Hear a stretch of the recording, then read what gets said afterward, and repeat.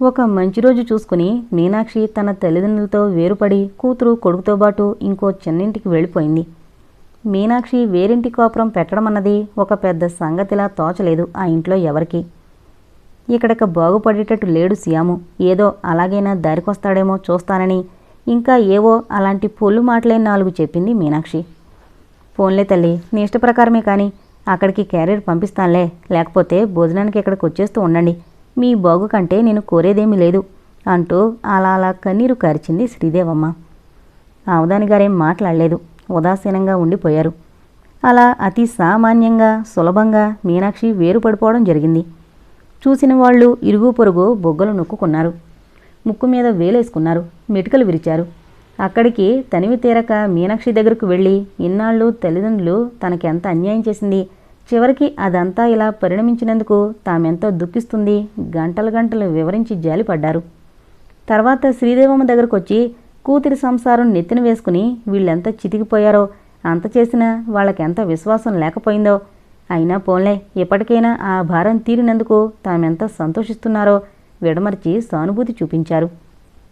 అక్కడివిక్కడ ఇక్కడ ఒక్కడికి మోసారు. కొన్నాళ్లకు అలసిపోయి ఊరుకున్నారు. తనవి అంటూ ఉన్న పాత్ర సామాను, ఒక మంచం, 2 కుర్చీలు, 2 ట్రంకులు, అవి ఏవో కొద్దిపాటి సామాను వెంట తెచ్చుకుంది మీనాక్షి. ఉన్న 2 గదుల్లోనూ సామానంతా సునాయాసంగా సర్దేసింది సూర్యకుమారి. ఇలా వచ్చేయడం ఆ పిల్లకేదో థ్రిల్గా ఉన్నా రోజులు ఎలా గడుస్తాయి అన్న బెంగ ఒక మూల లేకపోలేదు. బాగుంది కదమ్మా ఇల్లు అన్నాడు శ్యాము సరదాగా ఇంటిని కలి చూస్తూ. ఎందుకు బాగుండదు, నెల తిరిగేసరికల్లా అద్దె కట్టేటప్పటికి తెలుస్తుంది, రోజు పొయ్యిలో పిల్లిని లేపేటప్పుడు తెలుస్తుంది అంది మీనాక్షి. ఓస్, ఈ స్కూల్ ఫైనల్ పాస్ అవని అమ్మా. మరి అప్పటిదాకా ఏం తిందామని? అమ్మమ్మ రోజు క్యారియర్ పంపిస్తానందిగా. సిగ్గులేదురా నీకు? ఆ ఇంటికే వెళ్ళన్నవాడివి వాళ్ళు పెట్టే తిండి ఎలా తింటానంటున్నావు? అఘోరించినట్లే ఉన్నాయి తెలివితేటలు. అంత పౌరుషం ముందు ఆలోచన ఉంటే నాకెందుకు ఏడుపు? శ్యాముకి ఏమనాలో తోచక అయోమయంగా చూస్తూ ఉండిపోయాడు. మీనాక్షి సూర్యం వైపు తిరిగంది. నువ్వు కూడా ఇక కూన్రాగలు తీసుకుంటూ కూర్చోక రేపటి నుంచి ఆ సూయింగ్ సెంటర్కి వెళ్ళి కత్తిరింపులవి నేర్చుకో. మిషన్ పెట్టుకుంటే 4 డబ్బులైనా వస్తాయి. మిషన్ కుట్టుకోవడమా? భయంగా అంటున్నట్టు అంది సూర్యం. ఏం నామోషిగా ఉందా? అది దొంగతనం కాదు, ముష్టెత్తుకోవడం కాదు, కష్టపడి సంపాదించుకోవడానికి సిగ్గుపడకర్లేదు. నువ్వు స్కూల్ ఫైనల్ పాస్ అయ్యి ఏదో ఉద్యోగం చూసుకున్నాక అప్పుడు మాట్లాడు, అంతేకాని బేకారుగా తిరిగితే తిండి కూడా పుట్టదన్న సంగతి తెలుసుకో అంది కొడుకునుద్దేశించి. తల్లి మాటకు శ్యాము ముఖం మార్చుకున్నాడు. తన కోసం తన మాట మీద తల్లి వేరుగా వచ్చేసిందని తనకు తానే పెద్దరికాన్ని ఆపాదించుకుని గర్వపడ్డాడు. తీరా ఇప్పుడు ఆ తల్లే తనను శాసించి ఖబర్దార్ అంటుంటే వాడి పెత్తనమంతా నీళ్లు కారిపోయింది. ఏంటింత ధైర్యంగా మాట్లాడుతోందమ్మా, ఇల్లు గడవడానికి డబ్బెక్కడది అనుకున్నాడు. తల్లి వేసుకున్న పథకం, ఆమె ఎన్నుకున్న జీవనోపాధి పిల్లలకు తెలీదు. ఆమె చాలా రోజుల నుంచి ఆలోచిస్తూ ఉంది. తమ ఉనికిని తల్లిదండ్రులింకా ఎన్నో రోజులు సహించరని తెలుసు. ఆ ఇంటి నుండి విడిపోయి తానెలా బ్రతకాలి? చదువా లేదు. శ్యాము ఉద్యోగం చేసి ఉద్ధరిస్తాడన్న ఆశ లేదు. మిషన్ కుట్టుకుని బ్రతుకుదామన్నా అది రాదు. పాచిపనో వంట పనో చేసుకుని బ్రతకాలి, అంతకన్నా గత్యంతరం లేదు. ఒక్క భర్త లేని కారణంగా మిగతా వారంతా ఉండి కూడా తను నిరాధారయింది. పొట్ట గడవడానికి మార్గాలు అన్వేషిస్తోంది. వంట పని, వంటన్న ముక్క మీనాక్షిలో ఎన్నో ఆలోచనలను రేపింది. ఆ ఆలోచనలకు ఒక రూపునివ్వడానికి ఆమె నిశ్చయించుకుంది. ఆ నిశ్చయం ఆమెకెంతో ధైర్యాన్ని, ఆశను కలిగించింది. గోపాలం అమలాపురం వచ్చి 6 నెలలైంది. ఈ 6 నెలల్లోనూ అతని మీద చాలా ప్రయోగాలు చేసి చూసింది సీతమ్మ. కానీ ఏవీ ఫలించినట్టు కనపడలేదామెకు. ఆమె విసిరిన గాలానికి చేప తగులుకునే సూచనలు ఎక్కడా కనిపించడం లేదు. వేళ మంచిది కాదని చింతించింది ఆవిడ. పోనీ అంటీ ముట్టనట్టుంటాడా అంటే అది కాదు. తరచూ వస్తాడు, వచ్చినప్పుడల్లా పళ్ళు పువ్వులు మిఠాయిలు తెస్తాడు. అందరితో కలిసి భోజనం చేస్తాడు, సరదాగా కబుర్లు చెబుతాడు. బావా, పలానా సినిమా బాగుంది, వెళదామా అని పిల్లలు ఎవరైనా అంటే చాలు అందర్నీ వెంటేసుకుని సినిమాకి తీసుకెళ్ళిపోతాడు. టికెట్లు తనే తీసుకుంటాడు. పిల్లల చేతిలో 4, 5 పెడుతున్నట్టు అడపాదడపా డబ్బు కూడా సర్దుబాటు చేస్తున్నాడు. ప్రకాశం మాత్రం గోపాలాన్ని చూశాక అతడో నందనవనంలో విహరిస్తున్నట్టు, తాను ముళ్ళడొంకలో ఇరుక్కున్నట్టు భావించుకున్నాడు. గోపాలానికి ఏ 12 జతలో బట్టలున్నాయి. అన్నీ ఖరీదైనవే. 2, 3 రకాల బూట్లున్నాయి. మడత నలగని బట్టలతో, నిగనిగలాడే బూట్లతో, బ్రిల్ క్రీమ్ రాసి దువ్విన క్రాఫుతో పర్సు నిండా నోట్లతో రెపరెపలాడే కొత్త నోట్లా తయారై వస్తాడు గోపాలం. ఎప్పుడూ నవ్వుతూనే ఉంటాడు. ఏ చీకు చింత లేనట్టు ఉద్యోగంలో చేరిన దగ్గర నుండి ఇంటికి నయ్యా పైసా పంపలేదట. తనిష్టం వచ్చినట్టు ఖర్చు పెట్టుకుంటాడట. తను ఉన్నాడు ఎందుకు, ఫస్ట్ ఎప్పుడొస్తుందా అని ఇంటిల్లపాది చూస్తుంటారు తను తెచ్చే జీతం కోసం. ఒక జత హవాయి చెప్పులు, 3 జతలు సర్వసాధారణమైన బట్టలు, తలకు కొబ్బరి నూనె. డబ్బు డబ్బు, ఎలాగైనా డబ్బు సంపాదించాలి, మంచి హోదాలో ఉండాలి, పుట్టినందుకు ఈశ్వరమంటూ చచ్చిపోకుండా ఘనంగా బ్రతకాలి ఉన్న 4 రోజులు. ఈ పందాలో సాగేవి ప్రకాశం ఆలోచనలు. పూల రంగళ్లా తిరుగుతున్న గోపాలకృష్ణ చాలామంది ఆడపిల్లల కన్నవాళ్లకు కన్నుల పండుగగా కనిపించడంలో విడ్డూరమేమీ లేదు. ఆ ఊళ్ళో ఉన్నవాళ్లలోనే జమైన శ్రీమన్నారాయణ గారు స్వంత పని మీద ఆఫీస్కొచ్చారు. గోపాలాన్ని కలుసుకుని వ్యవహారం మాట్లాడారు. విరామ సమయంలో కులాలు, గోత్రాలు, వంశవృక్షాలు తిరగవేయబడ్డాయి. చౌకలో ఉన్నాడు కుర్రాడు అనుకున్నారు శ్రీమన్నారాయణ గారు. ఇలా అనుకోవడమేమిటి, అలా భోజనానికి తమ స్వగృహానికి ఆహ్వానించడమేమిటి, చిటికల మీద జరిగిపోయాయి. గోపాలం శ్రీమన్నారాయణ గారి నెట్టింట్లో విస్తర ముందు కూర్చుని ముద్ద కలిపి నోట్లో పెట్టుకుంటున్నప్పుడు గాజుల గలగలలు రవళించాయి, జాజుల పరిమళాలు గుబాళించాయి, ఓరకన్నుల నుండి వీక్షణాలు ప్రసరించాయి. భోజనాల అనంతరం తాంబూలం పళ్ళెం తమ దగ్గర పెట్టి సిగ్గుబరువుతో వెళ్ళిపోతున్న మందగమనను చూపించి, మా అమ్మాయి సత్యవతి అని చెప్పారు శ్రీమన్నారాయణ గారు. కళ్ళద్దాల్లోంచి చూసినట్టే చూసి అలాగా అన్నట్లు తలాడించాడు గోపాలం. ఆ తర్వాత చాలాసార్లు గోపాలం వారింట్లో పంక్తి భోజనం చేయక తప్పలేదు. సత్యవతి నవ్వుతూ తుండుగుడ్డ అందిస్తోంది మధ్య చేతులు తుడుచుకునేందుకు. కర్ణాకరీగా ఈ వ్యవహారమంతా విన్న సీతమ్మ ఆశలు మొదలకంటా కూలిపోయాయి. పిచ్చెత్తినట్టు భర్త దగ్గరకు విశ్వస వెళ్ళి, ఇది విన్నారా అంది. ఏది? మన గోపాలాన్ని ఆ శ్రీమన్నారాయణ తన కూతురుకు చేసుకుందామనుకున్నాడట. అదా, నేనెప్పుడో విన్నాను. హవ్వా, ఇంతమంది ఆడమొండల్ని ఇంట్లో పెట్టుకుని చీమకుట్టినట్లయినా లేదేం మీకు? విన్నానని నిదానంగా అంటున్నారా? పిచ్చిదానా, నవ్వి చదువుతున్న పేపరు మడిచి పక్కన పెడుతూ అన్నాడాయన. నీ ఆలోచనలు నాకు తెలిసాయే. మనకింతమంది ఆడపిల్లలున్నారని, వాళ్లలో ఎవరో ఒకరిని తన కొడుకు చేసుకుంటే బాగుంటుందని మా చెల్లెలికి తెలియకే ఇన్నాళ్ళు ఉపేక్షించిందంటావా? మన పిల్లల్ని చేసుకోవడం దానికి ఏమాత్రం ఇష్టం లేదు. దానికి కారణాలు నీకు తెలుసు. అది గ్రహించుకుని కిమ్మనకుండా ఊరుకుంటే ఎవరి పరువు వాళ్ళ దగ్గర ఉంటుంది. అంతేనంటారా? జీవం లేని కంఠంతో అంది సీతమ్మ. సమాధానంగా తల ఊపాడు భర్త. ఉన్నట్టుండి అకస్మాత్తుగా అంది సీతమ్మ. అయినా శ్రీమన్నారాయణ కూతుర్ని ఎలా చేసుకుంటారండి? వాడి పెళ్ళానికి మేహరోగం, అది వారసత్వంగా రాదన్న నమ్మకమే ఉంది. తెలిసిన వాళ్ళెవరూ ఆ పిల్లని చేసుకోరు. ఎవరెళ్ళపోతే నీకేం, నువ్వు ఊరుకోవే అన్నాడు భర్త విసుగ్గా. ఇంత దురన్యాయం జరిగిపోతుంటే వీళ్ళందరికీ ఎంత నిర్విచారం అనుకుంటూ విస్తుపోయింది గోపాలం. ఓ 20 రోజుల తర్వాత గోపాలం గదిలో సాక్షాత్కరించారు అవధానిగారు. తండ్రిని హఠాత్తుగా చూసి ఆశ్చర్యపోయినా పైకి ఏమనలేదు గోపాలం. 4 రోజులు సెలవు పెట్టి బయలుదేరు, కొంచెం పనుంది అన్నారు అవధానిగారు. ఏం పని? ఆశ్చర్యంగా చూశాడు. పిల్లని చూసుకోవడానికి వస్తామని చెప్పొచ్చాను, వెళ్ళకపోతే మాట పోతుంది. ఆ సంగతి నాకెందుకు రాయలేదు అన్నాడు కోపాన్ని అణుచుకుంటూ. ఇంకా రాసిదేమిటో, నువ్విక్కడ సాగిస్తున్న వ్యవహారాలు వింటుంటే మతిపోతోంది. ఆ రోగిష్టి వాళ్ళ పిల్లని చేసుకుందామనే? వాళ్ళకెంత భూవసతుంటే ఎవరికి కావాలి? పెళ్ళొద్దని మాతో చెప్పి నువ్విక్కడ అన్నీ స్థిరపరిచేసుకుంటున్నావన్నమాట. విస్తుపోయాడు గోపాలం. మీకెవరు చెప్పారు ఇవన్నీ? ఎవరు చెప్తేనే మొత్తానికి తెలిసింది. మీకేం తెలిసిందో గానీ నా కోసం ఎప్పటి నుండి పెళ్లి మాట తలపెట్టద్దు. నేను ఒక పొజిషన్లోకి వచ్చాక అప్పుడు చేసుకుంటాను. అప్పుడే నాకు ఆ బాదరబందీ తగిలించకండి. అబ్బో, చాలా వరకు వచ్చింది. ఈ త్యాగమంతా పిల్ల కోసమే. మారు మాట్లాడకుండా బయలుదేరు. తాంబూలాలు కూడా పుచ్చుకున్నాక తీర ఇప్పుడు వద్దంటే కుదరదు. నషాలానికి అంటింది గోపాలానికి. ఎవరినడిగి పుచ్చుకున్నారు? నేను ఇంకా చిన్నపిల్లని అనుకుంటున్నారా? ఆ ప్రసక్తే నా దగ్గర తీసుకురాకండి. అదీగాక నాకు ఇప్పుడు సెలవు దొరకదు కూడా. చివాలను లేచి టవలు భోజనం వేసుకుని స్నానాల గదిలోకి వెళ్ళిపోయాడు. తిరిగొచ్చేసరికి గదిలో అవధానిగారు లేరు. మర్నాడు క్యాంపు వేసుకుని వెళ్ళిపోయాడు గోపాలం, ఈ ఆపద నుండి తప్పించుకోవడానికి. క్యాంపు నుండి తిరిగొచ్చి ఆఫీసులో అడుగు పెట్టేసరికి ఆఫీసర్ గారి నుండి పిలుపు వచ్చింది. వెళ్ళాడు. కంగ్రాచ్యులేషన్స్ అయ్యి గోపాలం అన్నాడు ఆఫీసరు మందహాస వదనుడై. తెల్లబోయి చూస్తున్న గోపాలాన్ని గమనించకుండానే, నిన్న మీ ఫాదర్ వచ్చారు, ముహూర్తాలు పెట్టుకున్నాక సెలవు దొరకదంటాడేమిటి మా వాడు అంటూ ఎంతో ఇదయ్యారు. మ్యారేజ్ అంటే సెలవు గ్రాంట్ చేయనంత కఠినమటవాయ్. భలేవాడివే. ఎప్పుడూ దుమ్దుమ్లాడే ఆఫీసరు వదనార విందం ప్రసన్నంగా వెలిగిపోతోంది. ఆ లీవ్ కోసం అప్లై చేసి లక్షణంగా పెళ్లి చేసుకునిరా.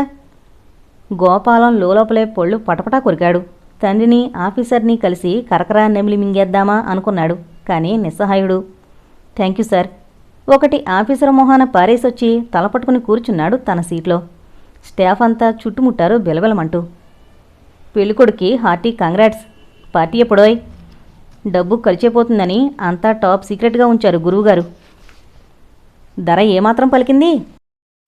ఇలాంటి మాటలు వడగాళ్ల వానలా కొరవసాగాయి గోపాలం మీద. అందరూ రాళ్లతో కొడుతుంటే ఒళ్ళప్పగించి పిచ్చివాళ్లా కూర్చున్నాడు గోపాలం. ప్రయాణంలో ఆగర్భ శత్రువులల్లే కూర్చున్నారు తండ్రి కొడుకులు. ఇంటికి రాగానే తల్లి మీద విరుచుకుపడ్డాడు గోపాలం. ఆవిడ ఈ దాడికి సిద్ధమయ్యే ఉంది. పిల్ల పరాయిదేం కాదురా నాయనా, మనకి దూరబంధువులే. చిన్నప్పటి నుండి రాకపోకలు లేక చూడలేదు కానీ పిల్ల లక్షణంగా ఉందిరా. పైగా జాతకాలు 2 బ్రహ్మాండంగా సరిపోయాయి. కోడలు మన ఇంట్లో పాదం మోపగానే కనకవర్షం కురుస్తుందని సిద్ధాంతి గారు చెప్పారు. అంతగా నీకు ఇష్టం లేకపోతే ఒకసారి చూసిరా, నచ్చకపోతే మానేద్దాం. అక్కడికి నేను చెబుతూనే ఉన్నాను, వాడికి ఇప్పటి నుండి పెళ్ళొద్దండి అని. ఆ దుర్వాసుడు వింటేనా? అక్కడెవరో ఆ పేరు గుర్తుండి చావదు నాకు. లక్ష్మీనారాయణో శ్రీమన్నారాయణో. వాళ్ళమ్మాయిని చేసుకుని కూర్చుంటానని భీష్మించి కూర్చున్నవటగా. వాళ్ళ వంశంలో ఏవో జబ్బులున్నాయట. ఇవన్నీ విని ఇక్కడ చిందులు తొక్కుతున్నారు ఈయన. ఇంతవరకు చెప్పి కంఠస్వరం తగ్గించంది శ్రీదేవమ్మ. అయినా ఇంతకే ఆ అమ్మాయి ఎలా ఉంటుందిరా? బాగా ఆస్తిపాస్తులు ఉన్నవాళ్ళటగా అని అంతలోనే నిట్టూర్చి, అయినా మనకు ప్రాప్తం లేని దాని గురించి అనుకోవడం ఎందుకులే అంది చేజిక్కిన పెన్నిది జారిపోయినట్టు. గోపాలానికి మతిపోయినంత పనైంది. తేరుకుంటూ అడిగాడు, ఆ శ్రీమన్నారాయణ గారి సంగతి మీకెవరు చెప్పారు? సీతమ్మ ఉత్తరం రాయించిందిలే. అదీగాక డబ్బునలా వెచ్చలవిడిగా ఖర్చు పెట్టుకోవడం మంచిది కాదురా అబ్బాయి. ఉన్నదంతా ఈనాడు ఖర్చు పెడితే రేపు ఎవడిస్తాడ్రా? కాస్త ముందాలోచన చేస్తూ ఉండాలి. ఆవిడింకా ఏదో అంటూనే ఉంది. గోపాలానికి చివరి మాటలు చెవికెక్కలేదు. సీతమ్మ తల్లి, ఈ ఘనతంతా నీదేనా అంటూ తల పంకించాడు. పెళ్లిచూపులయ్యాయి. వైశాఖంలో లగ్నాలు పెట్టుకున్నారు. పెళ్లికి వెంకట్రామయ్య కుటుంబం రాలేదు. శ్రీమన్నారాయణ గారి సంబంధం తప్పిపోతుందనుకుందే గాని ఇంత తొందరగా వివాహం నిశ్చయిస్తారని ఊహించని సీతమ్మకి ఇదొక ఆశానిపాతమే అయింది. ప్రకాశం ఒక్కడే వచ్చాడు పెళ్లికి.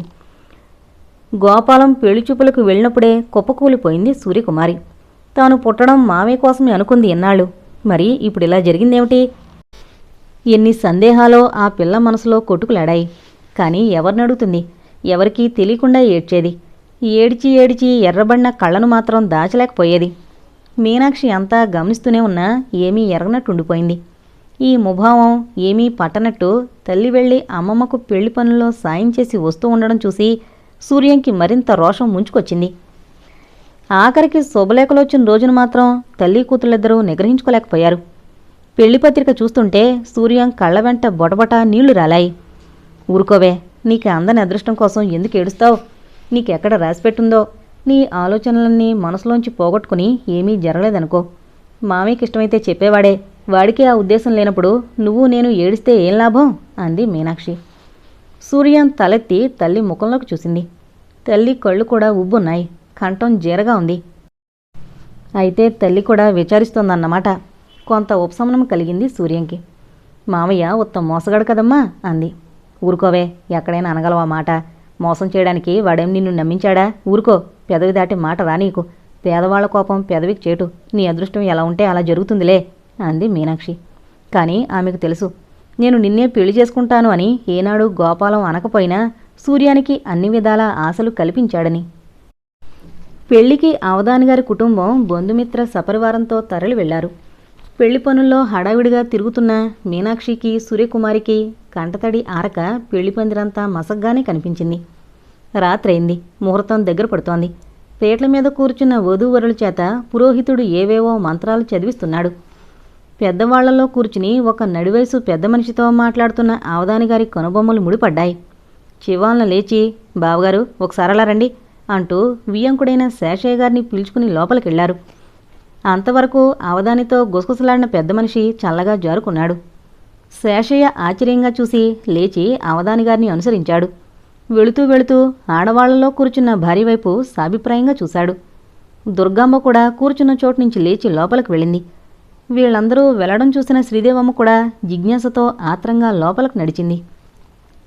పందిట్లో జనం దీన్ని పెద్దగా పట్టించుకోలేదు. పెళ్ళన్నాక మధ్య మధ్యలో ఏవో అనుకోవడాలు ఉంటాయి కాబట్టి. బ్యాండు మేళం మందరస్వరంతో మోగుతోంది.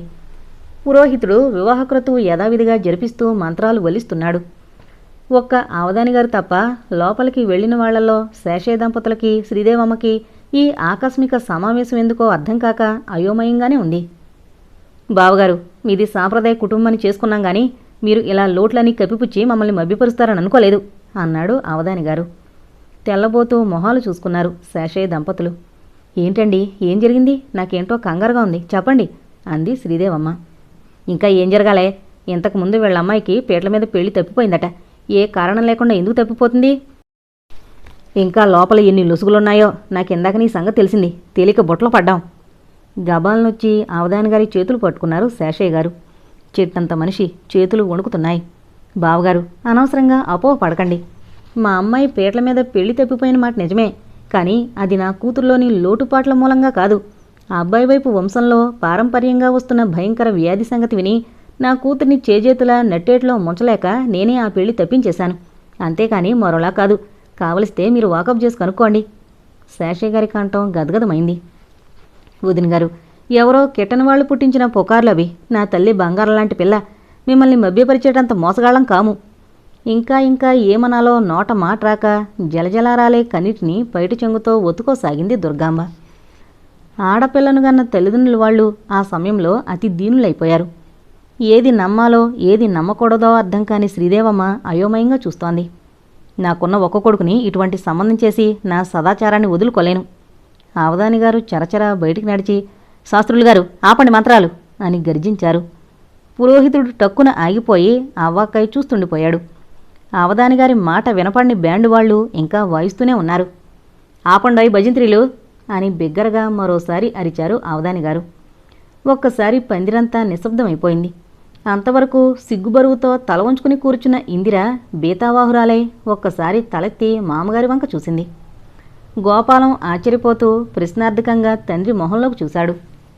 ఇంకా చూస్తామేమిట్రా, లేచిరా, ఈ పెళ్లి జరగదు అంటూ రంకి వేశారు అవధానిగారు. గోపాలం లేచి రాలేదు కానీ మగవాళ్లలోంచి తలపండిన ఒక పెద్ద మనిషి లేచొచ్చి, అన్నగారు, ఏంటి సంగతి?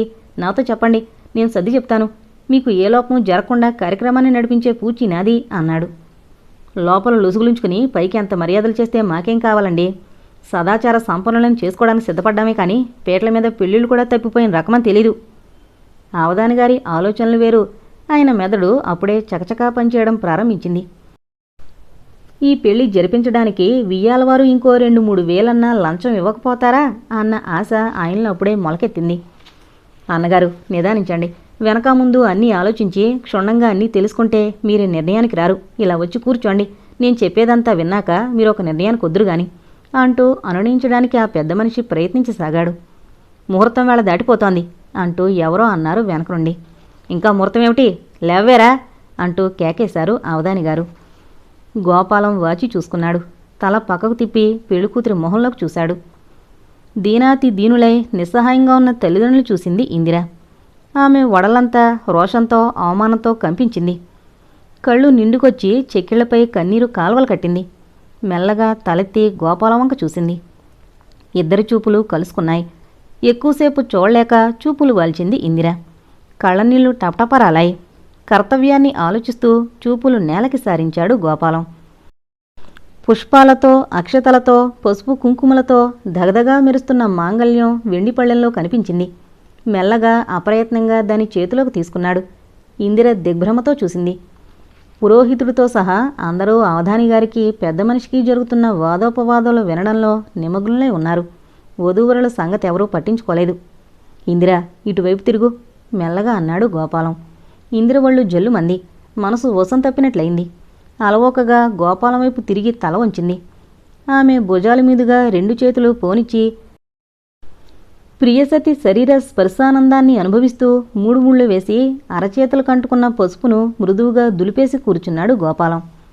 ఎందుకో పక్కకు తిరిగి చూసిన పురోహితుడి కంట ఈ మాంగళ్యధారణ తంతు పడనే పడింది. ఆయన సంతోషించాలో విచారించాలో తెలియని సందిగ్ధ పరిస్థితుల్లో కొట్టుకులాడాడు కాసేపు. చివరికి ఆయనకి సంతోషమే కలిగింది. వెంటనే దిగ్గున కూర్చున్న చోటు నుండి లేచి, అయ్యా, ఇహ మీరు వాదులాడుకోవడం అనవసరం. అబ్బాయి అమ్మాయి మెళ్ళలో 3 ముళ్ళు వేశాడు. కాగల కార్యం గంధర్వులే తీర్చారు అన్నాడు. క్షణంసేపు అతని మాట అర్థం కానట్టు చూశారు అవధానిగారు. కానీ పెళ్లికూతురి మెడలో తళుకులీనుతున్న మంగళసూత్రం అతని సందేహాన్ని నివృత్తి చేస్తూ విక్రిస్తున్నట్టు కనిపించింది. వెంటనే క్రోధం, అవమానం ఆయన ఒంటిని కార్చిచులా అలుముకుని దహించాయి. ఒరి త్రాష్టుడా, నువ్వు ఎవరినడి చేశావు ఈ పని అంటూ పళ్ళు పటపటా కొరికారు. గోపాలం నిశ్చలంగా చూశాడు తండ్రి వైపు.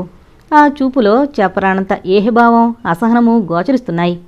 ఏమండి, జరిగిందేదో జరిగిపోయింది, ఊరుకోండిక, అంత అబాస్ చేయకండి అంటూ భర్తని పక్కకు పిలిచి బ్రతిమలాడసాగింది శ్రీదేవమ్మ. గోపాలం ఇంత ధైర్యం చేస్తాడని గాని, అంత ధైర్యం చేయగల చొరవ గోపాలానికి ఉందని గాని అవధాని గారు ఊహించలేదు. ఇంతవరకు గోపాలం పన్నెత్తి ఒక్క మాటైనా ఆడకపోయినా అతడు చేసిన పని తనను ప్రత్యేకంగా అవమానించడానికే చేసినట్టు అనిపించింది ఆయనకు.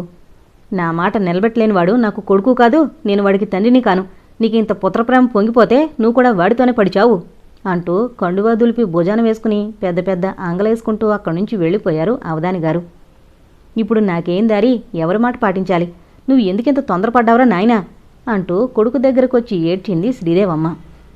ఆవిడ వైపు ఆశ్చర్యంగా చూశాడు గోపాలం. అమ్మా, నువ్వు కూడా అలాగే అంటున్నావా అన్నాడు బాధగా. సాటి ఆడదానికి నిండు పెళ్లి పందిట్లో ఇలాంటి అవమానం జరిగితే ఎలా ఉంటుందో కనీసం నువ్వైనా అర్థం చేసుకోగలవనుకున్నాను.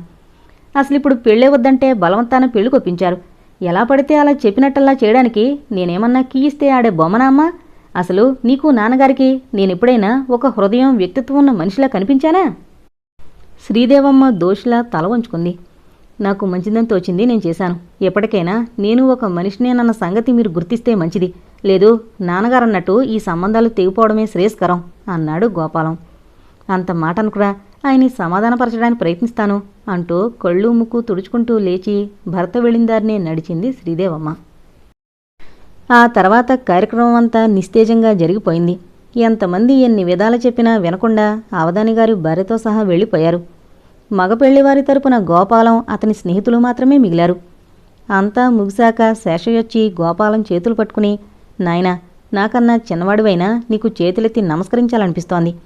నువ్వు మానవ మాతృడివి కాదు, నా పాలిట దేవుడివయ్యావు అన్నాడు గదగద కంఠంతో. ఇలాంటప్పుడు ఏం సమాధానమివ్వాలి అనుకున్నాడు గోపాలం. అతనికి ఇటువంటి సందర్భాల్లో పెద్దవాళ్లతో మాట్లాడే అనుభవం అట్టే లేదు.